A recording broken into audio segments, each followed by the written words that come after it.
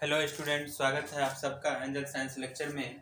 पिछले के लेक्चर में हम कोऑर्डिनेट ज्योमेट्री में बताए थे डिस्टेंस फार्मूला, और उस डिस्टेंस फार्मूला से किन्हीं दो बिंदु के बीच की दूरी हम आसानी से ज्ञात करना सीखे थे। आज जो है हम इसका अगला छोटा सा एक पॉइंट है, वो पॉइंट है चतुर्थांश।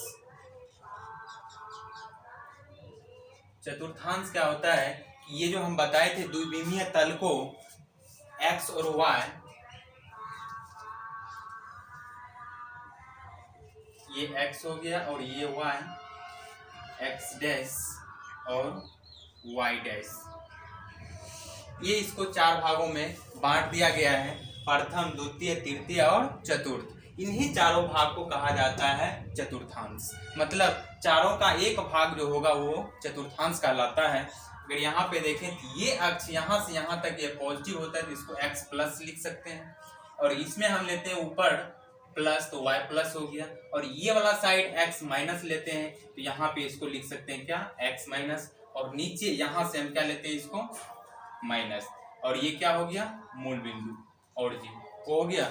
अब यहाँ से देखें, इसको प्रथम चतुर्थांश बोला जाता है। प्रथम ये कहलाता है द्वितीय, और ये तृतीय चतुर्थांश, और ये चतुर्थ चतुर्थांश कहलाता है। ठीक है, अगर इसमें हम देखें विथ साइन का कि कौन से पॉइंट्स, कौन से बिंदु किस चतुर्थांश में आएगा, उसके लिए हम देखते हैं ये होता है x, इसमें प्लस होता है, और y भी क्या होता है, प्लस। मतलब फर्स्ट में x प्लस और y भी प्लस, x कोमा y लिखते थे ना हम बिंदु, तो x भी आएगा प्लस में और y भी आएगा प्लस में, x कोमा y दोनों आएगा प्लस में। यहाँ पे देखें तो y प्लस में आएगा और x माइनस में। क्या इसको लिख सकते हैं प्लस माइनस? गलत होगा, क्योंकि हम सबसे पहले क्या लिखते हैं, x लिखते हैं, फिर क्या लिखते हैं, y लिखते हैं। तो यहाँ सबसे पहले हमको x लिखना पड़ेगा, x माइनस है और y प्लस है, तो यहाँ पे माइनस प्लस हो जाएगा सेकेंड चतुर्थांश में। और थर्ड में क्या हो जाएगा, x भी माइनस y भी माइनस, तो ये जो हो जाएगा माइनस माइनस, इसका साइन हो जाएगा माइनस माइनस। फिर यहाँ पे देखें फोर्थ में x प्लस में है और y माइनस में, पहले तो x लिखते हैं तो x प्लस का हो गया और y माइनस का हो गया, ये हो गया। बहुत आसान है, छोटे छोटे क्वेश्चंस आते हैं, जैसे इसका एग्जांपल देख लेते हैं। -2,4 किस चतुर्थांश में आएगा, इसका चतुर्थांश बताना है। तो देखें तो यहाँ पे क्या है, x क्या है, माइनस में है, ये x हुआ और y हुआ, x माइनस में है, y प्लस में है, x माइनस y प्लस, देख सकते हैं x माइनस और y प्लस, ये सेकंड में आ जाएगा, तो ये लिखेंगे हम सेकंड में आएगा, या इस तरह से लिखेंगे सेकंड चतुर्थांश में आएगा। नेक्स्ट 5,-4 ये किस में आएगा, मतलब x प्लस में y माइनस में, x प्लस में y माइनस में, x प्लस y माइनस, ये फोर्थ में आ जाएगा, फोर्थ में आ जाएगा। इसी तरह से यहाँ पे 0 0 किस में आएगा, वो 0 0 ये किसी में भी नहीं आएगा, यह एक मूल बिंदु है, ये मूल बिंदु है, वो किसी में भी नहीं आएगा। यहाँ पे ये बिंदु ना तो इसमें है ना इसमें, किसी में भी नहीं है, ये एक मूल बिंदु है, वो किसी चतुर्थांश में नहीं आता है 0 0। अब यहाँ पे जैसे लेंगे -2, -4, तो ये क्या हो जाएगा, -2 -4, दोनों ही क्या है, निगेटिव है, दोनों ही x भी निगेटिव y भी निगेटिव, तो x और y दोनों निगेटिव, ये किस में आ जाएगा, थर्ड में आ जाएगा। ठीक है, तो इस तरह से छोटे छोटे क्वेश्चन रहते हैं कि किस चतुर्थांश में जाएगा, तो विथ साइन हम इसको आसानी से आइडेंटिफाई कर सकते हैं। अब जो है नेक्स्ट पढ़ेंगे इसमें कोलिनियर, संरेख बिंदु और असंरेख बिंदु, संरेख और एवं असंरेख, संरेख एवं असंरेख बिंदु।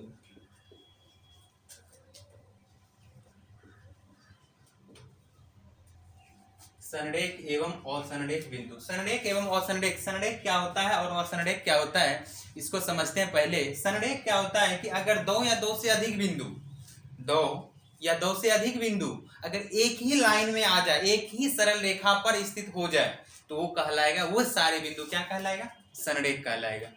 मतलब कि अगर हम यहाँ से पहला एक बिंदु ये ले लिए और दूसरा बिंदु कहीं भी ले लेते हैं, मान लेते हैं यहीं पे ले लिया हमने, क्या ये दोनों बिंदु एक ही सरल रेखा पे आ जाएगा? आ जाएगा। इसको हम मिलाएंगे तो इस तरह से आसानी से इस पे क्या हो जाएगा? आ जाएगा। ये सरल रेखा पे क्या हो जाएगा? आ जाएगा। तो यहां से तो पहली बात यह है कि दो बिंदु हमेशा संरेख होता है। एक बिंदु यहाँ है, दूसरी बिंदु कहीं भी ले लो, वहां से मिला देंगे, संरेख हो गया, एक ही सरल रेखा पे आ जाएगा।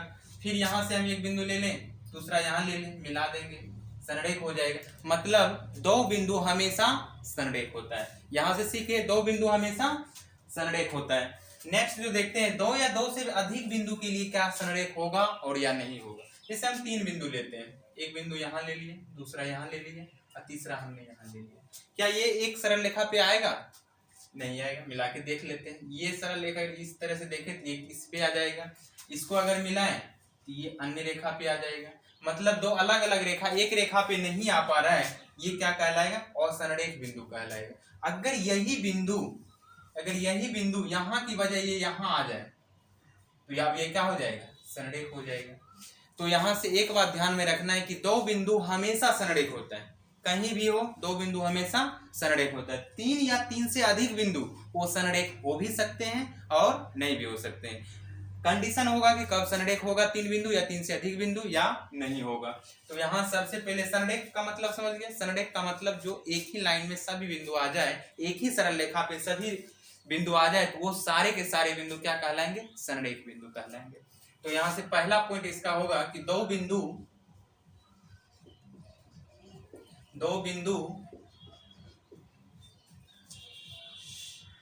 हमेशा संरेख होते हैं।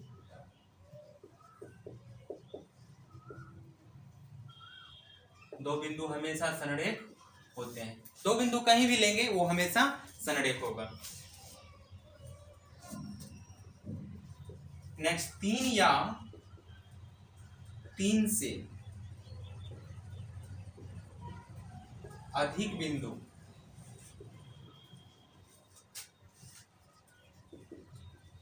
संरेख हो भी सकते हैं और नहीं भी हो सकते हैं।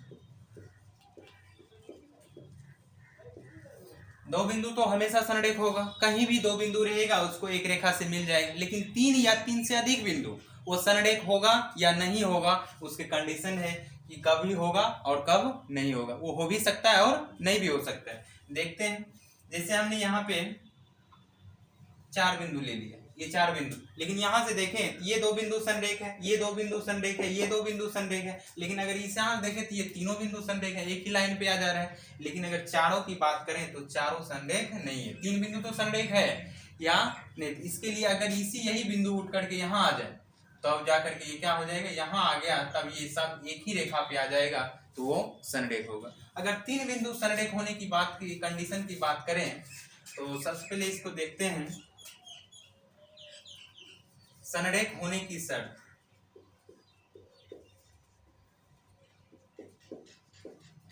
संरेख होने की शर्त, हमने तीन बिंदु संरेख करना है तो तीन बिंदु हमने यहां से ले लिया, तीसरा बिंदु ये ले लिया। तो ये तीन बिंदु संरेख कब होगा? अभी क्या संरेख है? तो अभी ये संरेख नहीं है। तो इसको संरेख होने के लिए क्या होना चाहिए? तो दो बिंदु जो है, एक ये बिंदु है या ये बिंदु, या तो इस बिंदु को यहाँ आ जाना चाहिए तो ये संरेख बन जाएगा, या फिर इस बिंदु को यहाँ पे आ जाना चाहिए तो संरेख हो जाएगा, या फिर इसी बिंदु को यहाँ पे आ जाना चाहिए तब संरेख होगा। मतलब कोई ना कोई उठ करके उन दोनों के बीच में आएगा तब क्या होगा? संरेख। अगर देखो अभी ये तीनों बिंदु क्या है? असंरेख बिंदु है। असंरेख बिंदु है, असंरेख बिंदु को हम जब हम मिलाते हैं तो किसका निर्माण होता है? तीन असंरेख बिंदु को जब मिलाएंगे तो त्रिभुज का निर्माण होगा। तो यहां से लिख सकते हैं, तीन असंरेख बिंदु को मिलाने पर त्रिभुज का निर्माण होता है। त्रिभुज का निर्माण होता है। तीन असंरेख बिंदु से क्या बनता है? त्रिभुज बनता है। तो यहां से त्रिभुज का निर्माण होता है। हम ये चाह रहे हैं कि बिंदु हमारा संरेख हो जाए, बिंदु क्या हो जाए, संरेख हो जाए। संरेख होने के लिए यहाँ से अगर देखें तो अगर यही बिंदु उठ करके यहाँ आ जाएगा, मतलब फिर से देखें ये 3 बिंदु ले रहे हैं, एक यहाँ ले लिए, ये अभी त्रिभुज बनाएगा और संरेख बिंदु है, लेकिन संरेख होने के लिए अगर यही बिंदु उठ करके कहाँ आ जाए, यहाँ पे आ जाए, तो अब क्या हो जाएगा, संरेख हो जाएगा। जब ये संरेख बना, जब पहले असंरेख था तो त्रिभुज बना रहा था, और जब संरेख हो जाएगा तब वो क्या बनाएगा, एक रेखा बनाएगा। क्या बनाएगा, एक रेखा बनाएगा। और जब रेखा बनाएगा मतलब जब संरेख होता है तो वो त्रिभुज नहीं बनाता है बल्कि एक रेखा बनाता है। जब त्रिभुज ही नहीं बनाता है तो त्रिभुज का क्षेत्रफल क्या हो जाएगा, 0। तो यहाँ से संरेख होने की कंडीशन एक और भी होता है कि अगर 3 बिंदु से निकाल लिया जाता है उसका क्षेत्रफल, अगर क्षेत्रफल 0 आ रहा है तो संरेख होता है, अगर क्षेत्रफल 0 नहीं आ रहा है तो वो असंरेख बिंदु होता है। वो आगे बताएंगे उस कंडीशन को। फिलहाल अभी हम दूरी सूत्र की सहायता से संरेख और असंरेख को हमको परखना है। तो जब यहाँ पे देखें तो 3 बिंदु संरेख हो जाएगा, तो ये बिंदु 3 को ले लिए, संरेख हो जाएगा। तो यहाँ से देखें ये 3 बिंदु हो गया, ए बी और सी, ये 3 बिंदु है और तीनों बिंदु कैसा है, संरेख है। यदि 3 बिंदु संरेख होता है, यदि 3 बिंदु संरेख हो तो अगर ये तीनों संरेख हो जाएगा तो क्या ये बराबर हो सकता है A B plus B C बराबर ए सी। मतलब संरेख होगा ये हमेशा ये कंडीशन फॉलो होगा। संरेख हो गया एक ही लाइन में, तो ये डिस्टेंस और ये डिस्टेंस दोनों को ऐड करेंगे तो ये पूरा डिस्टेंस आ जाएगा, मतलब वो क्या हो जाएगा, संरेख हो जाएगा। अगर असंरेख रहता है इस तरह से रहता है तो कभी भी इसको जोड़ेंगे इसको जोड़ेंगे तो ये इसके बराबर नहीं आएगा। अगर कोई भी दो बिंदु के बीच की दूरी को जोड़ने पर तीसरे के बराबर आ जा रहा है तो वो संरेख है, अगर नहीं आ रहा है तो संरेख नहीं है। ये हो गया संरेख होने की कंडीशन। और ये होगा तो क्या हो जाएगा, संरेख होगा। और A B plus B C not equal to A C, ये जो अगर ऐसा आ रहा है कोई भी तो ऐसा आ रहा है तो ये क्या हो जाएगा, असंरेख। ठीक है, संरेख और असंरेख फिर से देखें। संरेख का मतलब होता है 2 या 2 से अधिक बिंदु अगर एक ही रेखा पे आ जाए तो वो सारे बिंदु क्या कहलाएंगे, संरेख। मतलब एक ही लाइन में आ जाए तो वो क्या हो जाएगा, संरेख हो जाएगा।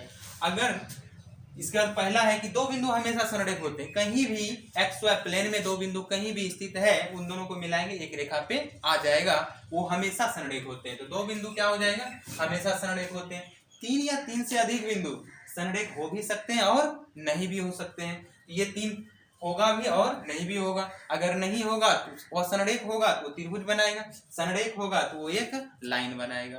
तो यही लिखे हैं संरेख होने की शर्त। ये क्या है, अभी असंरेख बिंदु है। ये तीनों क्या है, 3 असंरेख बिंदु है। असंरेख बिंदु है तो असंरेख बिंदु से क्या बनता है, त्रिभुज। तो 3 असंरेख बिंदु को मिलाने पर त्रिभुज का निर्माण होता है। अब हम चाह रहे हैं कि संरेख कब होगा, तो संरेख होने के लिए यही बिंदु अगर इस पे आ जाए तो संरेख हो जाएगा। ये बिंदु ऐसा दे देंगे तो ये कट जाएगा तो क्या बन जाएगा, एक लाइन बन जाएगा। यहाँ पे एक क्या बन गया, लाइन। तो अगर ऐसा हो रहा है ए बी की दूरी प्लस बी सी की दूरी बराबर किसके आ जाएगा, ए सी की दूरी। मतलब क्या कि कोई भी 2 को 2 जोड़ने पे तीसरे के बराबर आ रहा है तो वो क्या हो जाएगा, संरेख हो जाएगा। संरेख होने की कंडीशन ये है। अगर वैसा नहीं हो रहा है तो क्या हो जाएगा, असंरेख हो जाएगा। ठीक है, नोट कर सकते हो। अब अगर प्रॉब्लम की बात करें, एक्सरसाइज में प्रॉब्लम, तो समानता प्रॉब्लम तो बन जाता है, दूरी सूत्र लगाएंगे और बन जाएगा। अब जो आता है कि चेक करने के लिए कि 3 बिंदु दिया रहेगा, एक्सरसाइज में क्वेश्चंस भी है कि 3 बिंदु ए बी सी दिया हुआ है और ये बताना है कि ये त्रिभुज किस प्रकार का फॉर्म हो रहा है। तो 3 बिंदु दिया रहेगा तो इस तरह से हम क्या करेंगे, तीनों बिंदु को लिख लेंगे, ए बी सी। इस तरह से यहाँ के जिस कोऑर्डिनेट दिया रहेगा वो लिख लेंगे, यहाँ पे लिख लेंगे। ठीक है, अब क्या करेंगे, ए बी निकाल लेंगे दूरी सूत्र से। ए बी कुछ ना कुछ निकल जाएगा, ए भी कुछ ना कुछ निकल जाएगा। फिर क्या निकाल लेंगे, बी सी निकाल लेंगे, वो भी कुछ निकल जाएगा। फिर क्या निकाल लेंगे, ए सी निकाल लेंगे। ये तीनों उसका साइड निकाल लेंगे, तीनों भुजा निकाल लेंगे। अगर तीनों भुजा बराबर हो गया तो समबाहु त्रिभुज हो गया। अगर कोई दो बराबर हुआ तो समबाहु त्रिभुज हो गया।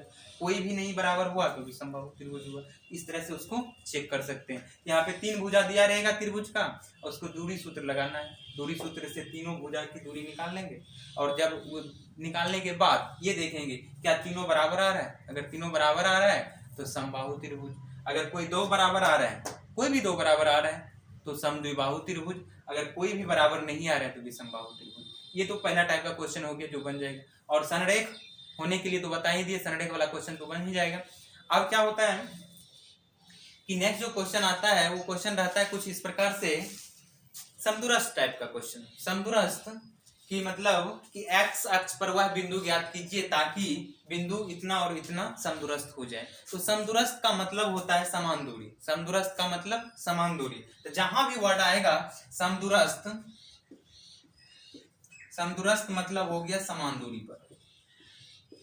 समान दूरी पर समदूरस्थ मतलब समान दूरी। तो मतलब वो उन दोनों की दूरी को क्या कर देना, बराबर कर देना है। तो मतलब क्वेश्चन ये रहेगा कि बिंदु या के का मान ज्ञात कीजिए ताकि बिंदु 5,4 2,6 से ये क्या हो जाए, समदूरस्थ हो जाए। मतलब ये बिंदु यहाँ है, दूसरा यहाँ, तीसरा, ये इस तरह से हो जाएगा। कह रहा है के 0 जो है वो इन दोनों से क्या हो, समान दूरी पे हो। मतलब ये दूरी और ये दूरी क्या होना चाहिए, बराबर होना चाहिए। कोई भी नाम दे देंगे, ए बी सी बिंदु दिया रहेगा क्वेश्चन में। इस तरह से समदूरस्थ वाला क्वेश्चन में क्या कर देंगे, ए बी प्रश्न से क्या हो जाएगा, कह रहा है समदूरस्थ है तो मतलब दूरी बराबर है। ए बी की दूरी किसके बराबर कर देना है, बीसी की दूरी। दूरी सूत्र लगा देना है, सॉल्व कर लेना, के का वैल्यू आ जाएगा। अब जो एक और तरह का क्वेश्चन जो रहता है वो थोड़ा सा घुमा देता है कि एक्स अक्ष पर वह बिंदु ज्ञात कीजिए और फिर वाई अक्ष पर वह बिंदु ज्ञात कीजिए।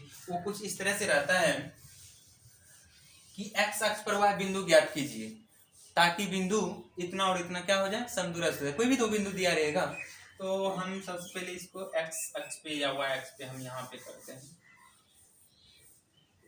ये एक्स अक्ष हो गया। तो कह रहा है एक्स अक्ष पर वह बिंदु ज्ञात कीजिए। दो बिंदु और दिया रहेगा तो अब मान लेते हैं एक बिंदु यहाँ पे उसका दिया हुआ है P, कुछ ना कुछ कोऑर्डिनेट दिया रहेगा, मान लेते हैं x1, y1 दिया रहेगा। और दूसरा बिंदु यहाँ पे रहेगा Q, फिर यहाँ भी हो सकता है, यहाँ भी हो सकता है, कहीं भी हो सकता है, वो हमारा फैक्टर नहीं है यहाँ पे। दूसरा x2, y2, ये दो बिंदु दिया रहेगा क्वेश्चन में। तब कहेगा कि x अक्ष पर वह बिंदु ज्ञात कीजिए जिससे कि बिंदु इन दोनों की दूरी समान हो जाए। तो यहाँ पे x अक्ष पे यहाँ से वहां तक कहीं भी हम मान सकते हैं। मान लिए यहाँ पे बिंदु हम मान लेते हैं R एक बिंदु है जिससे कि ये दूरी और ये दूरी क्या है, बराबर है। सिंपल। तो यहाँ से हम देख सकते हैं R का, तो R का निर्देशांक क्या हो जाएगा। यहाँ R जो है ये बिंदु किस पे है, x अक्ष पे स्थित है। तो हम पिछले क्लास में बताए थे कि x अक्ष का जो समीकरण है, हम तो पहले तो ले लेंगे वो x, y बिंदु क्या ले लेंगे, कहीं भी बिंदु लेना है तो x, y, लेकिन ये बिंदु किस पे है, x अक्ष पे। और x अक्ष का समीकरण क्या होता है, y बराबर 0। y बराबर 0 का मतलब y वैल्यू क्या हो जाता है, 0। तो मतलब यहाँ से y को हटा करके इसके जगह क्या रख देंगे, 0। बिंदु हो गया 0। अब दोनों का दूरी सूत्र लगाएंगे, दोनों को बराबर कर देंगे। प्रश्न से क्या लिख सकते हैं, पी आर की दूरी बराबर क्या हो जाएगा, क्यू आर की दूरी। और इसको सॉल्व कर देंगे, आ जाएगा एक्स अक्ष पे बिंदु।